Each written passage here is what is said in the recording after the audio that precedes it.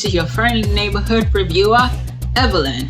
So I'm going to be reviewing basically the halfback of the series Happiness. If you are unfamiliar of the series or want to watch back to my first and second video, please do. I would implore you. Give back some comments if there was nothing that I explained enough.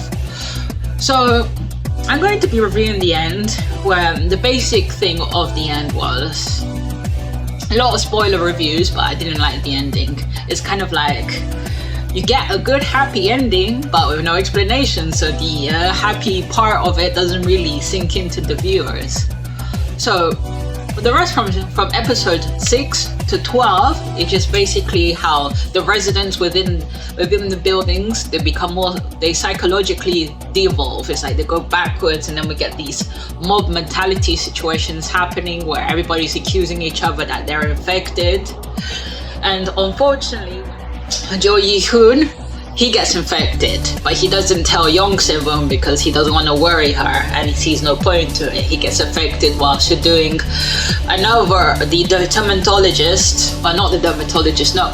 husband of the woman that the president of the association, who also the husband that acts as a reverend of sorts. So we can kind of see, the psychological things that go on beyond that he was affected, but he didn't tell the woman. I'll insert pictures here.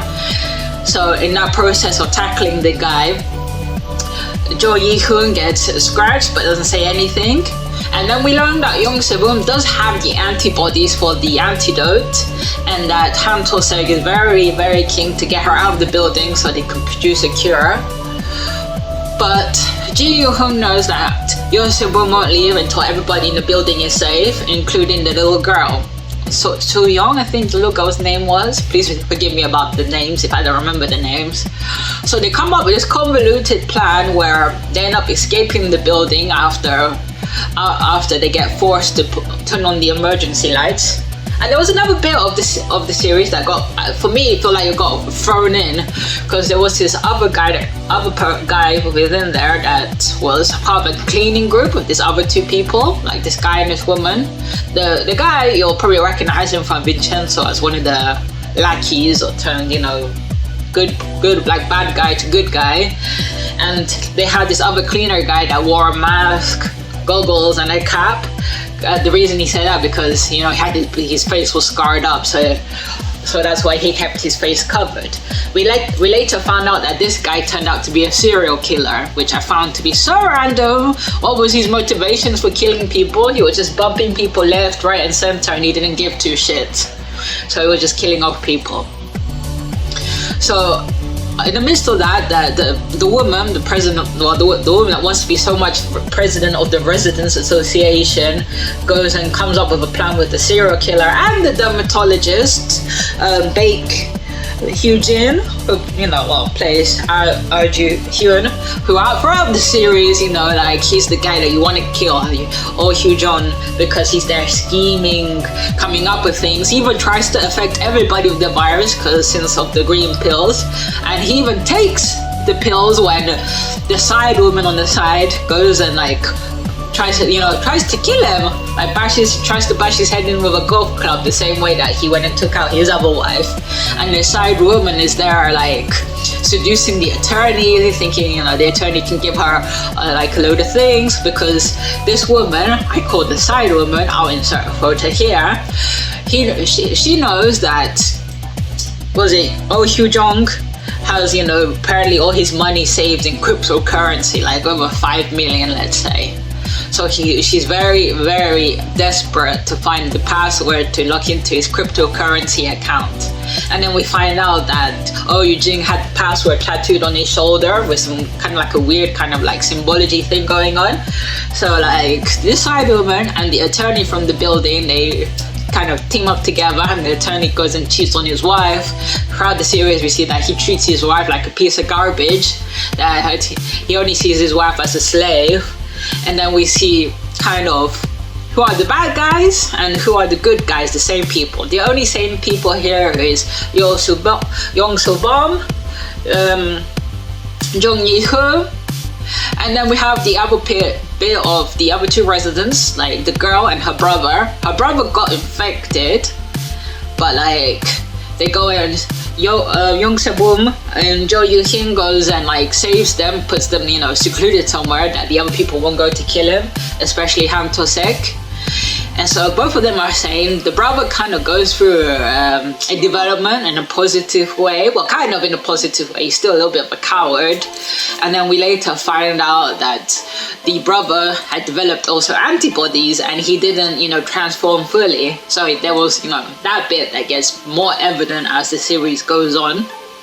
So let me get back to how Hyung-sik and Jo Yoo-hin get pushed out of the building, forced to do something.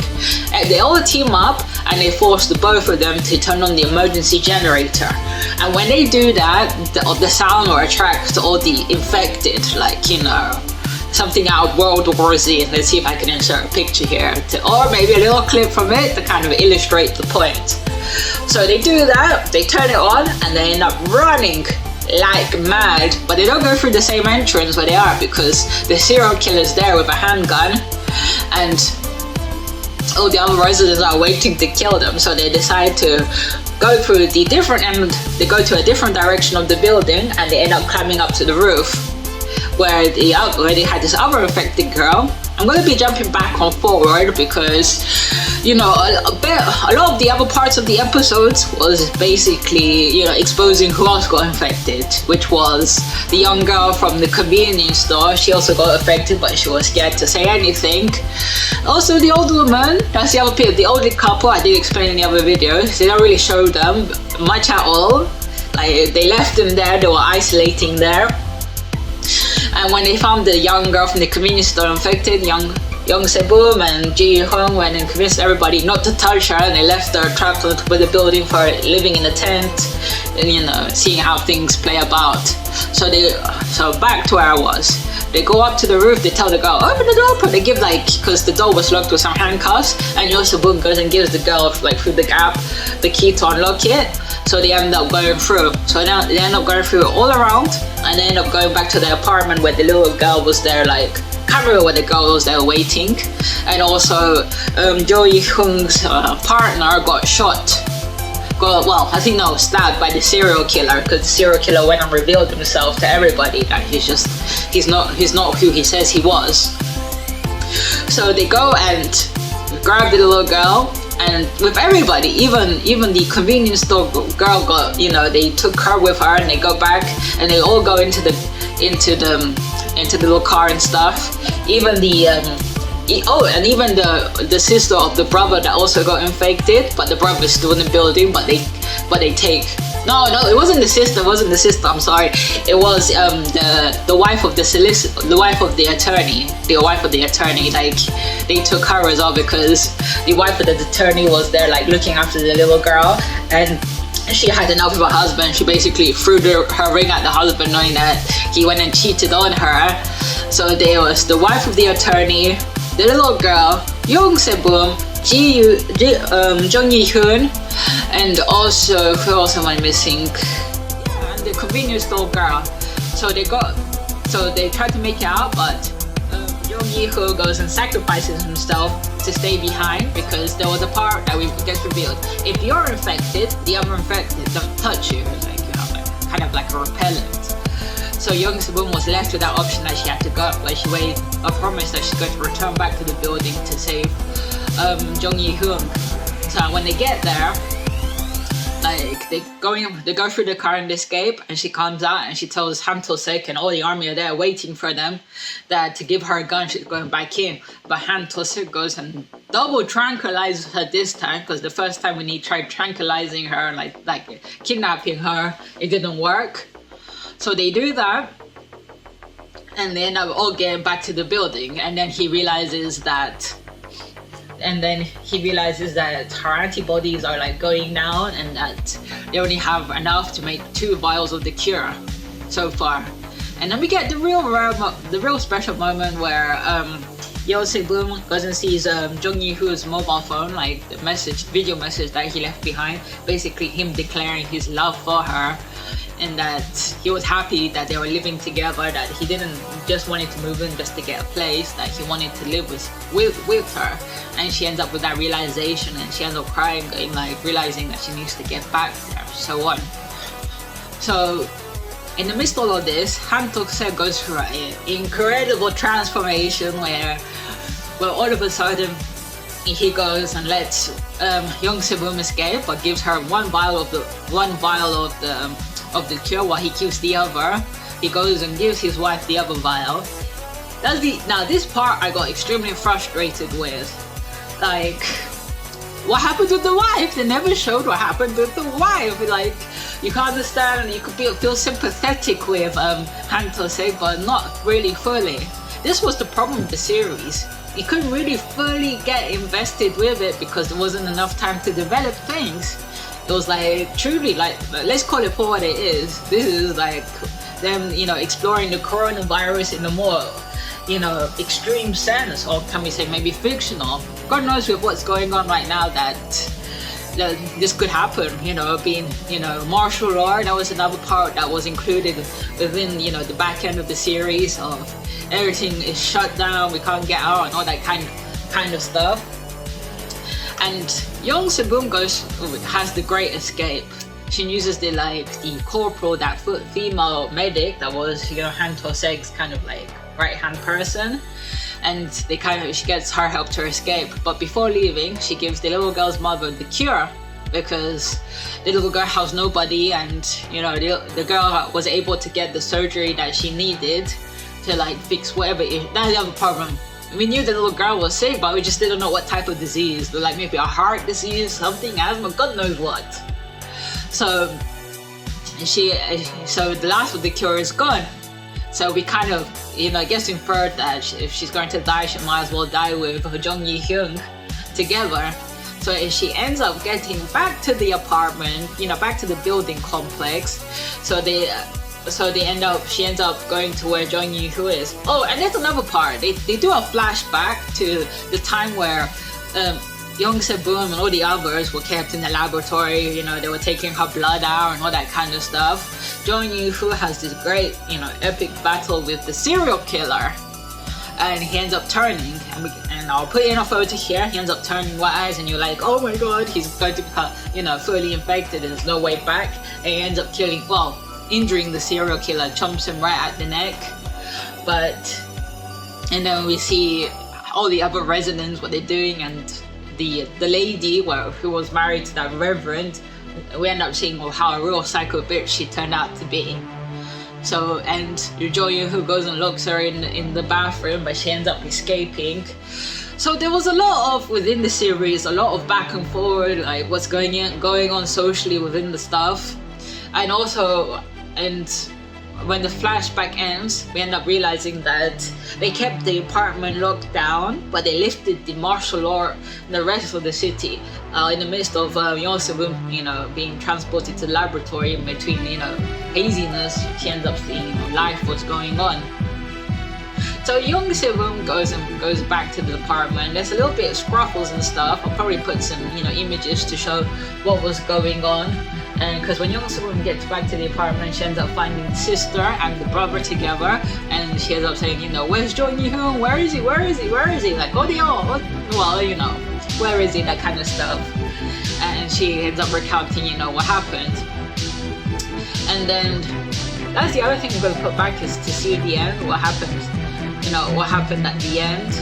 Oh yeah, the serial killer, he ends up dying anyway, but, well, I'm gonna put pause here for a minute. Okay, I'm back. I had to see the end of the episode, so I'm going to clarify.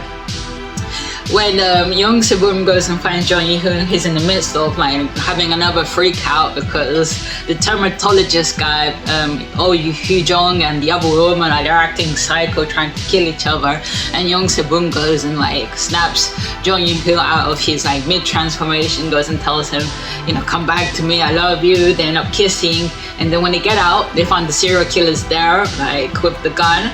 so taking hostage Jong Yi-ho, and then Hyung-sik also has a gun because she escaped with the army uniform and the weapon. So she goes and shoots herself in the arm and forces the serial killer to, lunge at her because he's also infected. And when the serial killer lunges at Hyung-sik, Jong Yi-ho goes and shoots the guy. But before that, the serial killer goes and shoots Jong Yi-ho, and he's we can assume fatally injured, that he's dying. So the serial killer is dead, and this is the point of my gripe about the series. Hyung-sik was crying her eyes out, and then we have a crying her eyes out, and then we have a blackout. And then we get fast forward, it's a year later, that we see Hyung-sik there in the playground, running to the little girl, running into her, and then we're thinking, oh shit, Jong Yi-ho died, oh my god, okay, okay, then, kiss it out, that's how life is. And then we see Jong Yi-ho wrapping his arms around Hyung-sik, and they're together. And then they walk off, and they start talking about the lockdown. Oh yeah, it was so tough, the lockdown this time last year. And then we're thinking, coronavirus. And then we get end scene. And then I'm thinking, oh my god, I went through all of this, and there's no explanation. What happened to Han To-sek's wife? How did Jong Yi-ho, recuperated? What the heck happened? Because we saw at the end of the episode 12 that Han To-sek found out that the brother of the girl within the place had the antibody, so they went back and it got him, and he was strapped down into a gurney, and God knows what happened to him. What happened to the rest of the residents? And that's the end. It's they give you a happy end, but it's not a happy ending. You can't be happy about something unless you experience the sadness before, the desperation for you to feel happy. It's they just gave you out of a sudden a big huge cake and they're eat it. Fine, it's great, but why? This is what was the lead up for all of this? I get what they were trying to do with the series, make it a more extreme version of what's going on here about the virus. Well, YouTubers, you can see I'm very emotional about this video. I've gone back and forward, me trying to explain things, but that's how it is. That's my rant. That's my rant about this series. They didn't have enough time to explore the relationships between everyone. Even more of a backstory of we can understand, but it was just all of a sudden, boom, they were there together, forced. I don't know. Well, leave a comment. Tell me tell me what other series I can review. Give it a like, share, and subscribe. And Spider-Man No Way From Home. Be reviewing that film. Gonna see it this Saturday. There better be Tobey Maguire and Andrew Garfield in there. If not, the whole internet's going to break. See ya!